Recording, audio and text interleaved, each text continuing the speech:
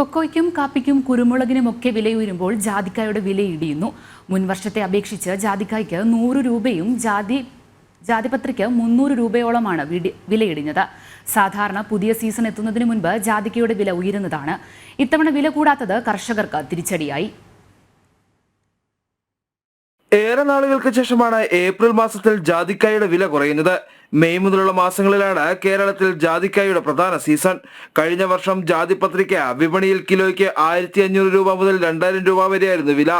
ഇത് നിലവിൽ 1300-നും 1500-നും ഇടയിലാണ്.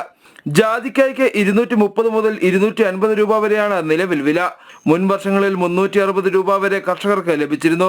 കൂടുതൽ ചരക്ക് വിപണിയിലെത്തിയതും ആവശ്യം കുറഞ്ഞതും വിലയിടിവിന് കാരണമായിട്ടുണ്ട്. വിദേശ വിപണികളിലും ഇന്ത്യൻ ജാതിക്കായുടെ ആവശ്യം കുറഞ്ഞു. മറ്റു വിപണികളിൽ നിന്ന് കുറഞ്ഞ നിരക്കിൽ ജാതിക്ക എത്തിയത് ഇന്ത്യൻ വിപണിയെ ബാധിച്ചു.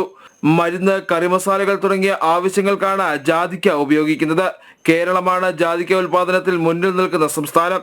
അതായത് രാജ്യത്തെ മൊത്തം ഉൽപാദനത്തിൽ 90% മുകളിലാണ് കേരളത്തിന്റെ സംഭാവന. എന്നാൽ ഇത്തവണത്തെ ചൂടിൽ ജാതി മരങ്ങൾക്ക് ഉണക്ക് ബാധിച്ചത് വരും വർഷങ്ങളിലെ ഉൽപാദനത്തെ ബാധിക്കുമെന്നും കർഷകർ പറയുന്നു. സംസ്ഥാനത്തെ ഇടുക്കി, കോട്ടയം, എറണാകുളം ജില്ലകളാണ് പ്രധാനമായും ജാതി കൃഷി ചെയ്യുന്നത്. വരുന്ന ആഴ്ചകളിൽ വീണ്ടും ജാതിക്കായുടെ വില ഉയരുമെന്ന പ്രതീക്ഷയിലാണ് കർഷകർ. ജനം, ഇടുക്കി.